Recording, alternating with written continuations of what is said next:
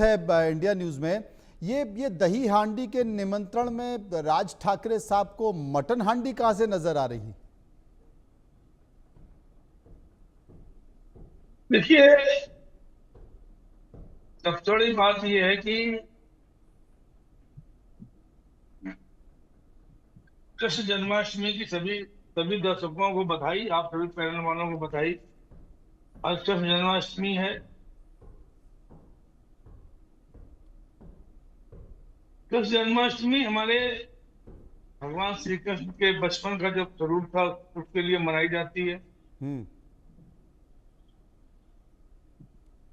ये है कि त्योहारों में हम लोग, चाहे कोई भी संगठन हो, भारतीय जनता पार्टी और नवदुर्गा वगैरह में विरोध करते हैं कि सब मटन वगैरह नहीं बननी चाहिए। हम्म। राज ठाकरे जी का अपना दुख है, अपना तरीका है बात करने का, किस तरह बात करने का। उसके लिए भारतीय जनता पार्टी ऑलरेडी सहमत है, जानती है। जब लोकसभा चुनाव में उनका साथ दे रही थी तो ये भारतीय जनता पार्टी से उनका पुरजोर साथ दिया। दूसरा, जब शिवसेना उद्धव ठाकरे की सरकार थी तो माननीय उद्धव ठाकरे जी मस्जिदों में लाउड स्पीकर का विरोध करके लड़ रहे थे। ये तमाम ऐसी चीजें हैं जिसमें बीजेपी उनका साथ दे रही थी। अब ये उनकी मांग है, उस पर क्या विचार करना चाहिए, सरकार को सोचना चाहिए। उस पर क्या एक्शन लेना है, ये जज देवेंद्र फडणवीस को उस पर विचार करना चाहिए। इस पे क्या वो एक्शन ले, क्या ना ले, ये उनका सोचने का विचार है। शिवसेना कभी भी कानून को अपने हाथ में नहीं लेती। जिस तरह से मराठी और हिंदी का जो विवाद चला, जिसमें हिंदी बोलने से मना नहीं किया जा रहा, लेकिन मराठी बोलने के लिए लोगों लोगों को कौन लोग परेशान कर रहे थे ये नहीं मालूम है। कानून व्यवस्था बिगड़ रही थी। हम इसका हमेशा विरोध करते हैं, नहीं चाहते कि कानून व्यवस्था बिगड़े। ये चीज ध्यान रखना चाहिए। नहीं संजय साहब, मुझे लगता है कि एनएच पे चलते चलते आप कच्चे में उतर गए। मैंने पूछा था कि कुछ युवा राज ठाकरे साहब को दही हांडी देने गए थे, लेकिन उन्होंने कहा कि मुझे तो मटन हांडी का इंतजार है।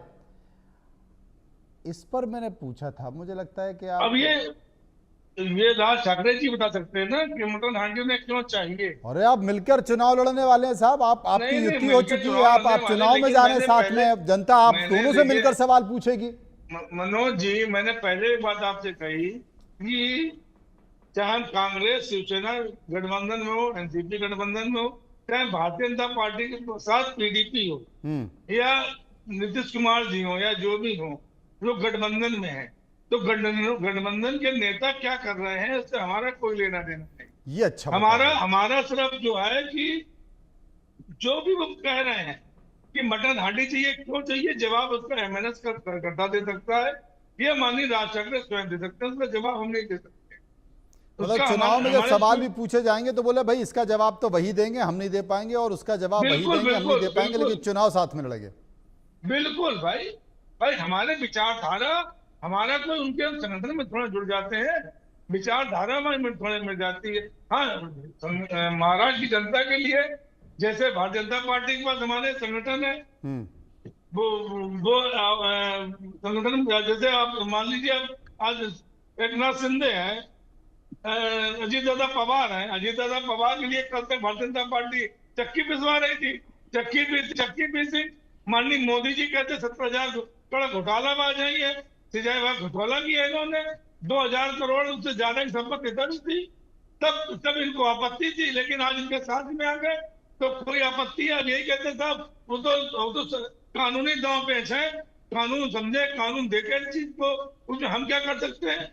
तो मैं वही आपसे कह रहा हूँ, ये अजीत दादा पवार जिसको चक्की बिसवा रहे थे आज इनके साथ में है एक नाथ शिंदे, जिनको 50 हो गए एकदम हो गए, गद्दारों को 3 लेके बनाए हुए हैं। तो यही जितने भ्रष्टाचारी देश में हैं, जितने भ्रष्टाचारी देश के हैं, सभी को लेके आज भारतीय जनता पार्टी, चाहे आसाम का नाम ले लीजिए आप, पश्चिम बंगाल ले लीजिए आप, कहीं का भी ले लीजिए, तो सबको लेके अपने साथ में हम तो वो तो काम नहीं कर रहे। हम देश में वो तो अराजकता तो नहीं फैलवा रहे हैं, भ्रष्टाचारी को संग में लेके कोई कार्य तो नहीं कर किरण रहे, जी कोई जवाब दे दीजिए। किरण सोनवाने जवाब। हाँ बोलिए। संजय जी की बात पर जवाब दे दीजिए। एक तो उन्होंने जो कहा एकनाथ शिंदे जी के बारे में या हमारे पार्टी के बारे में, तो लोगों ने उनको खुद चुनाव में जवाब दे चुके हैं। हम लोग 80 सीट लड़कर 60 सीट जीतकर आए। ये इतनी ज्यादा सीट लड़कर भी ये पिछड़ गए। इनको हमारा स्ट्राइकिंग रेट ज्यादा था। लोगों ने प्रूव कर दिया है कि कौन असली शिवसेना है और कौन बाला साहब ठाकरे के विचारों के साथ गद्दार है। सबसे पहले तो मनोज जी, मैं महाराष्ट्र और तमाम भारत के जो लोग हैं उनको दही हांडी की बहुत सारी बधाई दूंगा। दही हांडी एक ऐसा उत्सव है जो बंधुत्व, मित्रता, संगठन और पुरुषार्थ का उत्सव होता है। और इस समय के ऊपर अगर समझो मनसे के जो सुप्रीमो है राज ठाकरे जी, उन्होंने उनके कार्यकर्ताओं को कहा होगा कि भाई मुझे दही हांडी नहीं मटन हांडी चाहिए, तो मैं मनसे के कार्यकर्ताओं को विनती करूंगा कि भाई अपने नेताओं ने जो कहा है उस तरह की हांडी वो उनके लिए लगाए। लेकिन दही हांडी एक अच्छा आनंद का है। और इसमें जो मुद्दा आया है मांसाहार और शाकाहार का, तो हिंदू और हिंदू धर्म में मांसाहार शाकाहार ऐसा कुछ होता नहीं है।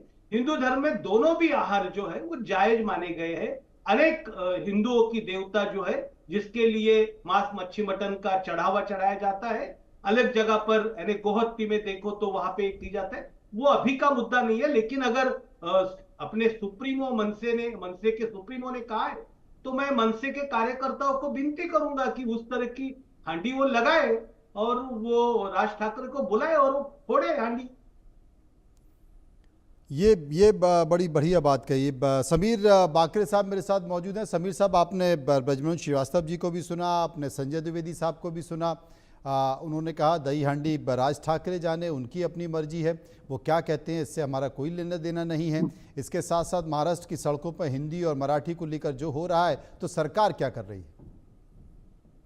देखिए, सरकार कानून व्यवस्था के प्रति कमिटेड है। जो भी मराठी अमराठी का मुद्दा हुआ था, जिन्होंने भी उसमें हिंसा का सहारा लिया था, उनके ऊपर एफआईआर होके एक्शन हो गई है।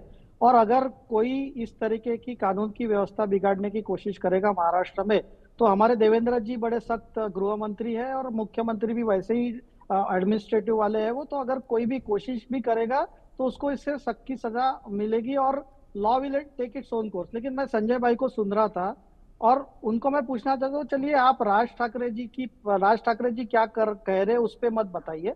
आप ये तो बताइए कि आपके संजय राउत जो है वो शाकाहारी जो लोग हैं महाराष्ट्र में, बहुत से वारकरीपन के लोग हैं, महानुभावपन के लोग हैं जो कभी भी मांसाहार नहीं करते। तो संजय राउत ये कह रहे हैं कि शाकाहार करना इन्हें नपुंसकता का रहना।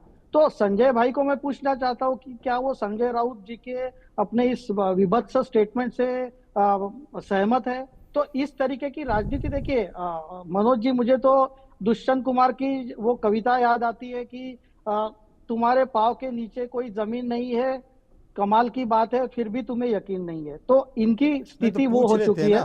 आप आगे क्या को बढ़ रहे हैं? संजय द्विवेदी साहब से पूछ लेते हैं कि साहब शाकाहार होना मतलब नपुंसक होने की निशानी है क्या? उनके संजय राउत ने बोला हुआ है सर, मैं नहीं बोल रहा हूँ। वही मैं कह रहा हूँ संजय राउत ने कहा है, उन्हीं की पार्टी के। जवाब दे देंगे संजय द्विवेदी साहब? देखिए मनोज जी, हमारे ग्रंथों में भी लिखा, सब जगह लोग हमारे बाप दादा बताते हैं कि मांसाहार खाने से आपके दिमाग में उत्तेजना आती है। अच्छा। और शाकाहारी खाने से आपका ब्रह्मत्व आता है आपके अंदर। तो ये बात तो सही है, उसमें कोई संजय राउत जी ने गलत थोड़ी ना कहा है। नहीं, ये जस्टिफाई कर रहे हैं कि संजय राउत मना करते हैं कि जो मांसाहारी लोग व्यक्ति हैं, चाहे हम हो, चाहे कोई हो, चाहे ब्रजमोहन जी हो, आप बगल में सब लोग बैठे हुए हैं, जो मांसाहार करते हैं वो राक्षस कुल के। मैं तो सीधे से एक बात कहूंगा, उनको नहीं खाना चाहिए। हाँ, कभी तो राज ठाकरे अगर दही हांडी मांग रहे हैं तो राक्षस कुल के हैं। दिल भाई उनसे बात करिए ना। मैंने बोला तो आपसे, वो मटन हांडी क्यों मांग रहे अभी हैं? तो आपने कहा जो मांसाहार खाते हैं वो राक्षस कुल के हैं। क्या तरीका उनका है, क्या नहीं है, वो बता सकते हैं ना, हम नहीं बता सकते ना। लेकिन मैं खाने के लिए बोल रहा हूँ, हम मंगाने के लिए नहीं बोल रहा हूँ। उन्होंने मांगा है। मैं खाने वालों को ये कह रहा हूँ कि नहीं खाना चाहिए। हमारे हिंदू धर्म में, सनातन धर्म में इसका विरोध किया गया है। तो ऐसी में बातें भी नहीं करना चाहिए। दूसरे भी ऐसा नहीं सोनमणि है, जी ने एक ऐसा बात कही नहीं कि है। हम जो आए इतनी सीटें जीत गए, तो मैं वही कहूंगा, अगर उनका चुनाव में सहयोग न दिया होता, अगर उनको शिवसेना न दी होती, धनुष्मान न दिया होता, जैसे उद्धव ठाकरे को नाम में नहीं था और चुनाव चिन्ह में नहीं था, उसके बाद हम 20 सीट 11% वोट लिए और वो 20 सीट जीते। कभी स्थिति अपनी आप देख लीजिएगा। अगर इस स्थिति में कभी खुदा न खास्ता बात है, ईश्वर कृपा से कोई ऐसा चमत्कार हो जाए कि आपसे चुनाव चिन्ह चला जाए और आपसे अगर नाम चला जाए, तो आप स्थिति आप देख लीजिए क्या स्थिति आपकी होगी। लेकिन ये सब कहना गलत है कि अगर उद्धव ठाकरे जी की सम्मति ना होती, अगर महाराष्ट्र की जनता उनको न मान रही होती, तो शायद 11% वोट ना दिए होते, 20 सीटें नहीं दी होती, हम नेस्तनाबूद हो गए होते। लेकिन जिस तरह लोकसभा चुनाव में महाराष्ट्र की जनता ने साथ दिया, ठीक है, हमारा गठबंधन क्योंकि कांग्रेस एनसीपी और शिवसेना गठबंधन नया नया था, तो हमारी सीटों के भी उसमें फर्क पड़ गया, हम सीटों में तालमेल ढंग से नहीं बैठा पाए। ठीक, कोई बात नहीं, हार जीत तो अपनी जगह रहती है। तो हार जीत जैसा इतना ज्यादा अपने को वो न समझे, हार हार जीत के अपने को न समझे, मैं सर्वोपरि हो गया, मैं तानाशाह हो गया, अब आगे कुछ होना ही नहीं है। ये चुनाव है, चुनाव में हम हारते भी हैं जीतते भी हैं, कभी घमंड नहीं करना चाहिए। मेरे बहुत अच्छी सलाह की है, आगे आगे देखिए होता है क्या। ब्रजमोहन जी, आप मांसाहार हैं कि शाकाहार हैं? तो शाकाहारी हूँ। शाकाहारी है, लेकिन- मतलब फिर तो संजय राउत साहब जो कह रहे थे कि जितने भी शाकाहारी हैं वो नपुंसक हैं, और नपुंसकता की परिभाषा संजय द्विवेदी साहब ने इतनी बढ़िया तरीके से बता दी, उस परिभाषा पे आप सहमत हैं? देखिए कि आदरणीय संजय राउत साहब जी। प्रतिदिन सुबह 9 बजे उठ के, ये उनको जैसे बोलते हैं ना, एक तरह से उनको ये बीमारी हो गई है, रोग हो गया है। सुबह 9 बजे उठ के जैसे ही वो बाहर निकलते हैं, अगर उनको कैमरे और कॉलर आईडी ना दिखें तो वो बेचैन हो जाते हैं, और बाहर निकलने के तत्काल बाद वो कुछ ना कुछ इस प्रकार की बातें कहते हैं जिससे कि उस पर वो विवाद हो, उसका कोई तर्क हो या ना हो, उसके पीछे कोई सच्चाई हो या ना हो, लेकिन उनको तो बोलना है। तो वो तो प्रतिदिन जो उनका गठबंधन है वो हर दिन आदरणीय उद्धव ठाकरे साहब का कितना नुकसान करते हैं, ये तो जो परिणाम आए उससे उनको खुद को समझना चाहिए। मुझे तो बड़ा आश्चर्य ये होता है कि आदरणीय उद्धव ठाकरे साहब इस बात को क्यों नहीं समझ पा रहे कि संजय राउत साहब के बयानों से उन्होंने कितना खोया है। अगर कभी वो उसका मूल्यांकन करें तो शायद संजय राउत जी को तो कभी वो माइक पे ही ना आने दे, कभी वो शिवसेना की तरफ से वो बोलने ही ना दे।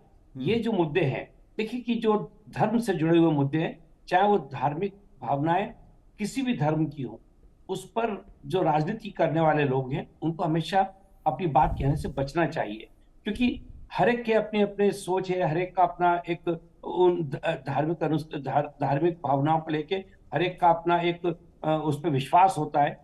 उसको आहत करने का काम किसी को नहीं करना चाहिए। मैं नहीं समझ पाता हूँ कि आदरणीय राज ठाकरे जो कि एक अच्छे परिवार से हैं, समझदार व्यक्ति हैं, वो युवा राजनीति से निकल के यहाँ तक पहुंचे हैं, इस प्रकार की बातें करके वो क्या हासिल करना चाहते हैं समझना मुश्किल है। लेकिन एक बार अगर राजनीतिक मूल्यांकन इसका किया जाए तो ये जरूर लगता है कि आने वाले दिनों में चूंकि स्थानीय निकायों के चुनाव होने वाले हैं, तो शायद उसके माध्यम से ये अपनी कोई जगह बनाने की कोशिश कर रहे हैं।